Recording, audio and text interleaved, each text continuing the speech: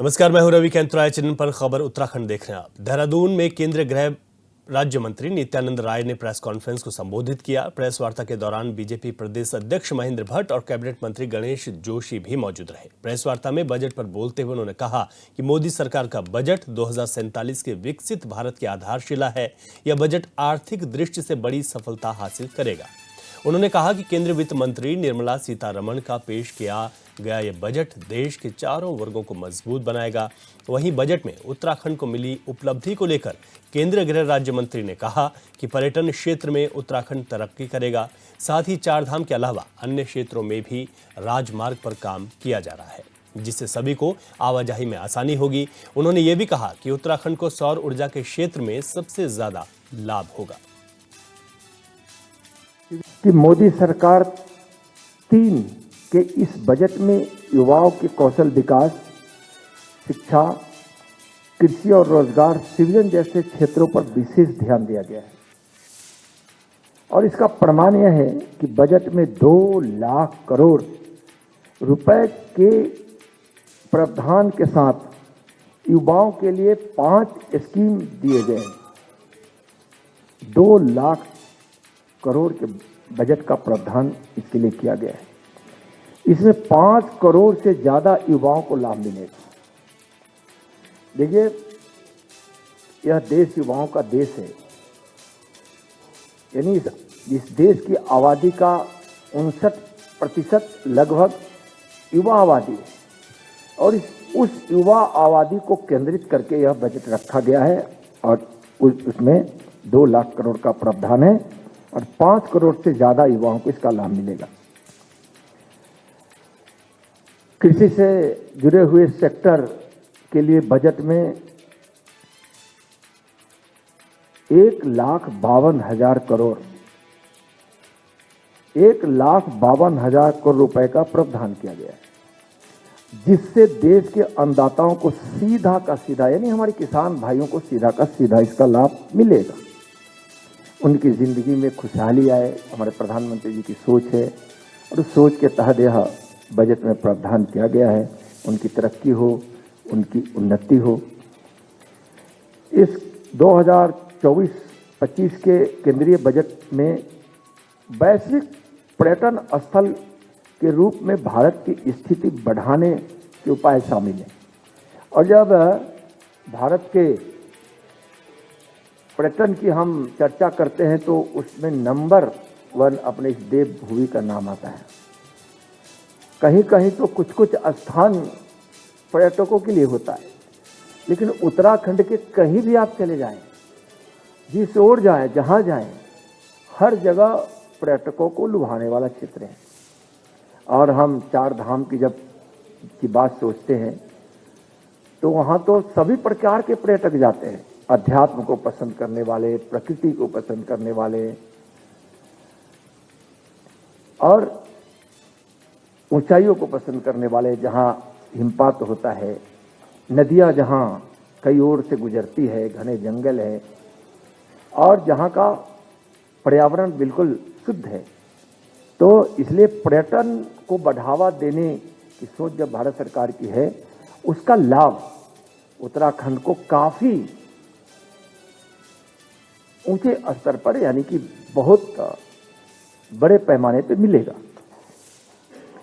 यहाँ जब हम भारत सरकार ने राजमार्ग के निर्माण और विस्तार पर बहुत ज्यादा ध्यान दिया है, और आप देख रहे हैं कि बहुत ही तीव्र गति से पूरे देश में राजमार्गों का विस्तार हो रहा है।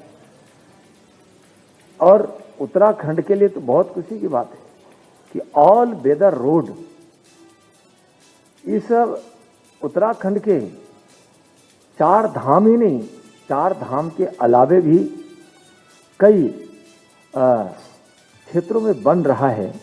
यह बड़ी उपलब्धि है राजमार्ग के क्षेत्र में।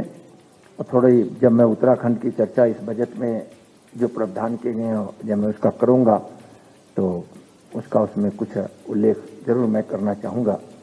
उत्तराखंड के कर हस्तांतरण में 240% की वृद्धि हुई है, यानी कि 2014 के बाद जो उत्तराखंड को कर हस्तांतरित किए गए हैं उसमें 240% की वृद्धि। यूपीए की सरकार थी तो केंद्र की सरकार द्वारा जो उनको अनुदान दिया जाता था, तो सरकार के द्वारा जो सहायता दी जाती थी अनुदान की राशि, उसमें भी यूपीए की तुलना में एनडीए मोदी जी के नेतृत्व वाली सरकार ने 253% की बढ़ोतरी की। डोईवाल के दुर्गा चौक जलग्रांट के रहने वाले आईटीबीपी के जवान चंद्रमोहन नेगी शहीद हो गए। 25 जुलाई को पेट्रोलिंग के दौरान हिमाचल प्रदेश के लाहौल स्पीति में साथियों के लिए वैकल्पिक ब्रिज बनाते हुए जवान तेज बहाव में बह गए थे, जहां उनके साथियों ने उन्हें 100 मीटर की दूरी पर बचा लिया, जिसके बाद उन्हें इलाज के लिए अस्पताल में भर्ती कराया गया, जहां इलाज के दौरान वो शहीद हो गए। वहीं आज जवान का पार्थिव शरीर उनके आवास पर पहुंचा, जहां आईटीबीपी और पुलिस के जवानों ने उन्हें सशस्त्र श्रद्धांजलि दी। इस मौके पर परिवार को सांत्वना देने के लिए सैनिक कल्याण मंत्री गणेश जोशी और आईजी संजय गुंजाल भी पहुंचे।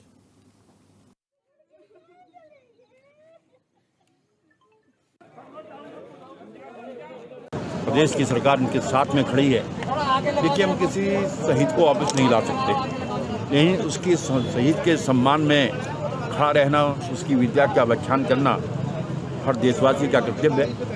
आज मैंने खुद माननीय मुख्यमंत्री जी की ओर से अपनी ओर से उस महान शख्सियत को श्रद्धासुमन किए, नमन किए हैं। और इस दुख की घड़ी में परिवार के साथ हमारी सरकार खड़ी है और जो हमारी सरकार की घोषणाएं हैं कि शहीदों के नाम पर द्वारों का निर्माण, सड़कों का निर्माण, विद्यालयों का निर्माण, जो भी ये परिवार चाहेगा उसके अनुरूप किया जाएगा। हिमाचल में भारत ओपी के पास में एलएसी से लगभग 5 किलोमीटर के डिस्टेंस पे एक विशेष सूचना पे एक शॉर्ट रेंज पेट्रोलिंग के लिए ये एसआरपी में जा रहे थे। तो उस दौरान अपने साथियों के लिए एक जगह पानी बहुत बढ़ गया था, तो ब्रिज बनाया जा रहा था, टेम्परेरी ब्रिज। उस पे सबसे आगे बढ़कर आप अपने साथियों को क्रॉस कराने के लिए बनाते समय ये घटना घटी है। और जो उन्होंने एक सुप्रीम सेक्रीफाइस राष्ट्र हित पे देश सेवा में दिया है, उसके लिए हम पूरे आईटीबीपी परिवार की तरफ से उनको और उनके परिवार को एक श्रद्धांजलि देते हुए मैं उनके परिवार को भी ये दिलासा देना चाहूँगा कि जो ये आईटीबीपी का हिमवीर परिवार है उनके सदैव साथ है। बागेश्वर धाम के पीठाधीश्वर पंडित धीरेन्द्र कृष्ण शास्त्री ने परमार्थ निकेतन में ब्रेन डिटॉक्स को लेकर बयान दिया है। उन्होंने कहा कि आज के युग में मनुष्य सबसे ज्यादा समय मोबाइल पर बिता रहा है, इससे छुटकारा पाने के लिए ब्रेन डिटॉक्स करना जरूरी है। धीरेन्द्र शास्त्री ने कहा कि राजनेताओं का ब्रेन डिटॉक्स करना जरूरी है ताकि धर्म और जातिवाद आधारित विचार नष्ट न हो। ऋषिकेश की पावन भूमि में हमको आने का सौभाग्य मिला। उत्तराखंड में इतने दिनों के लिए पहली बार आने का सौभाग्य मिला।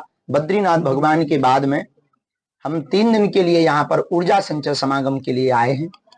आज तृतीय दिवस है। लगभग 600 साधकों ने एक साथ 3 दिन तक बैठकर ऊर्जा संचय करके अपने विकारों की मुक्ति के लिए यहाँ पर अनुष्ठान किया।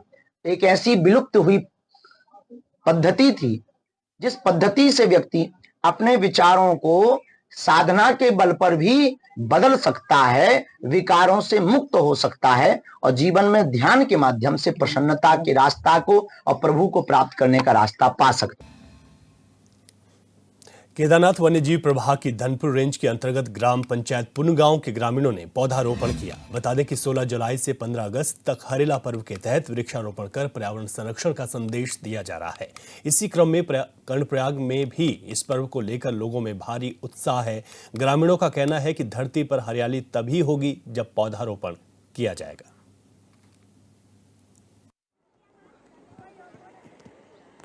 और देवभूमि जन कल्याण के सहयोग से व समस्त महिला मंगल दल के सहयोग से यहाँ पे हरेला पर्व मनाया जा रहा है।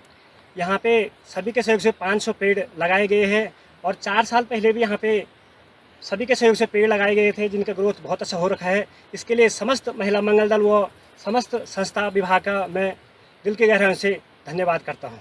वन पंचायत बिसौड़ा में पुनगांव में लगभग 500 पेड़ों का पौधरोपण की गई है। मैं लगभग विगत 5-6 साल से यहाँ पे इन लोगों का साथ दे रहा हूँ। मतलब जो भी हरेला जो भी मतलब जो हमारा कार्यक्रम चलता है, इन लोगों का सहयोग सराहनीय रहा है। इसके लिए मैं इनका धन्यवाद और आभार प्रकट करना चाहूँगा। हरेला कार्यक्रम के तहत ग्राम सभा पुनगांव के संपूर्ण महिला मंगल दल, ग्राम प्रधान और गूंज संस्था, वन विभाग और देवभूमि जन कल्याण एवं शिक्षा समिति के सहयोग से यहाँ पर आज वृक्षारोपण किया गया। लगभग 500 वृक्षों का यहाँ पर रोपण किया गया और 2-4 साल पहले भी यहाँ पर वृक्षों का रोपण किया गया था जिनकी ग्रोथ काफ़ी अच्छी हो रखी है। 500 पेड़ों को लगाने के बाद उन पेड़ों की साफ़ सफाई भी की गई और मैं महिला मंगल दल ग्राम सभा की ओर से आप सभी का आभार व्यक्त करती हूँ। पूरे ग्राम सभा की ओर से यहाँ पे 500 पेड़ों का लगाने का कार्यक्रम किया गया है, जो कि फॉरेस्ट वन विभाग की ओर से हरेला पर्व जो आज मनाया गया है, उसके कार्यक्रम में गूंज संस्था को भी मौका मिला तथा जन कल्याण शिक्षा समिति की जो सदस्यता प्रधान जी की है, उनके माध्यम से भी यह कार्य संपन्न हो पाया, जिसके लिए मैं पूरी ग्राम सभा का बहुत बहुत धन्यवाद देता हूँ, खासकर महिला मंगल दल और महिला मंगल दल। द्वाराहाट क्षेत्र में इन दिनों भक्तिमय माहौल है। सावन के महीने में देव हरजू, महाकाली और गोलू देवता मंदिर में 22 दिन पूजा की जाती है। भक्त 22 दिन तक अपने घर को त्याग कर धूनी में रहकर भगवान की भक्ति करते हैं। 11 दिन बाद सभी भक्त क्षेत्र के मंदिरों में जाकर पूजा करते हैं। साथ ही पवित्र नदी के संगम पर स्नान करने के बाद देव डांगरियों को अवतरित कर सभी के खुशहाली की कामना करते हैं। इसी के चलते विमानेश्वर महादेव के त्रिवेणी पर हजारों की संख्या में लोग पहुंचे हैं, जहां सभी भक्तों ने सभी के खुशहाली की कामना की।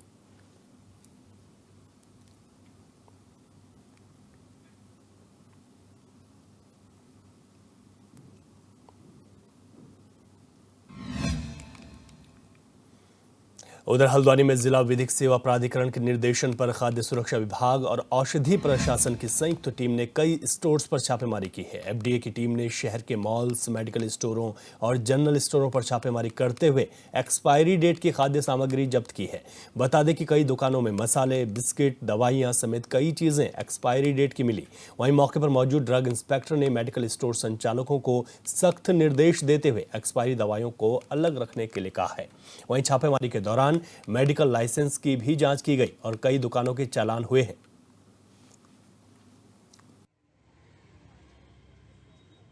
सचिव जिला विधिक सेवा प्राधिकरण के आदेश पे आज मुखानी एरिया में हमने ड्रग और फूड के डिपार्टमेंट ने ज्वाइंट चेकिंग अभियान चलाया। ड्रग का तो मैडम ने बता दिया, फूड का हम लोग लगभग 13 से 14 दुकानों का निरीक्षण किया और 3-4 जगह पे हमने एक्सपायरी भी पाया है। और उसमें एक का तो हमने चलान किया, काफ़ी वहाँ पे एक्सपायरी मिला है, तो उसमें सेक्शन 27(3)A के वायलेशन हुआ है और 58 में हमने चलान किया। में माननीय जिला विधि सेवा प्राधिकरण के आदेशों के क्रम में औषधि विभाग व खाद्य विभाग की संयुक्त टीम प्रशासन के साथ हम लोगों ने हल्द्वानी के मुखानी क्षेत्र में प्रतिष्ठानों का, जिसमें मेडिकल स्टोर और खाद्य प्रतिष्ठान है, उनका संयुक्त निरीक्षण हमारे द्वारा किया गया। निरीक्षण के दौरान हमने एक्सपायरी जो फूड आइटम्स हैं, ड्रग आइटम्स हैं, उसके अलावा जो भी कंडीशन ऑफ लाइसेंस में हमारा रहता है, उसके अंतर्गत हमारे द्वारा चेकिंग की गई है। हरिद्वार पुलिस ने हर की पैड़ी से शराब का जखीरा बरामद किया। आरोपी कावड़ियों के भेष में ये धंधा चला रहे थे। अवैध शराब के धंधे में संलिप्त 2 अभियुक्तों को पुलिस ने गिरफ्तार किया, तो वहीं 3 अभियुक्त मौके का फायदा उठाकर फरार भी हो गए। अवैध शराब तस्करी में 2 महिलाएं भी शामिल हैं।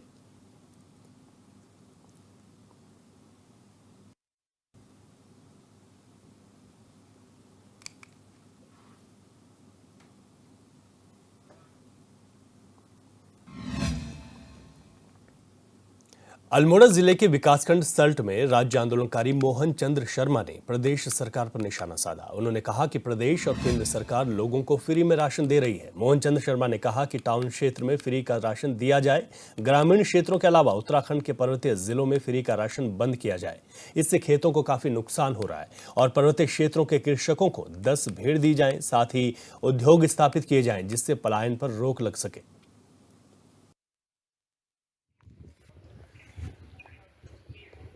फ्री का राशन अगर यदि राज्य सरकार एवं केंद्र सरकार देना चाहती है तो टाउन एरिया में दे, ग्रामीण एरिया के अंदर कम से कम ये फ्री का राशन बंद करे और हमारे उत्तराखंड के पर्वतीय जनपदों में तो हर हाल में बंद करे, क्योंकि इससे हमारी जो है खेतियों को नुकसान हो रहा है। तमाम खेत हमारे बंजर हो चुके हैं। अगर सरकार हमारे कृषकों का कल्याण ही करना चाहती है उत्तराखंड के पर्वतीय क्षेत्र के, तो उनको जो है प्रत्येक कृषकों को 10-10 भेड़ दे दे, जिससे कि हमारे कृषक भेड़ पालन करें और हमारे यहाँ कारपेट उद्योग स्थापित हो, जिससे कि हम अपने यहाँ से जो होने वाला पलायन है उसको रोकने में कुछ कार्य कर सकें। हल्द्वानी में एसओजी और स्थानीय पुलिस को बड़ी सफलता मिली है, जहां पुलिस ने 20 जुलाई को नुमाइश के अंदर धारदार हथियार से हमला करने वाले 2 आरोपियों को गिरफ्तार किया है। एसपी ने प्रेस कॉन्फ्रेंस करते हुए बताया कि पार्किंग को लेकर पार्किंग ठेकेदार और गांधी आश्रम में रहने वाले एक व्यक्ति के बीच कहासुनी हुई और हाथापाई हो गई। हमला करने के बाद दोनों आरोपी फरार हो गए, जिन्हें गठित की गई टीम ने गिरफ्तार कर लिया है।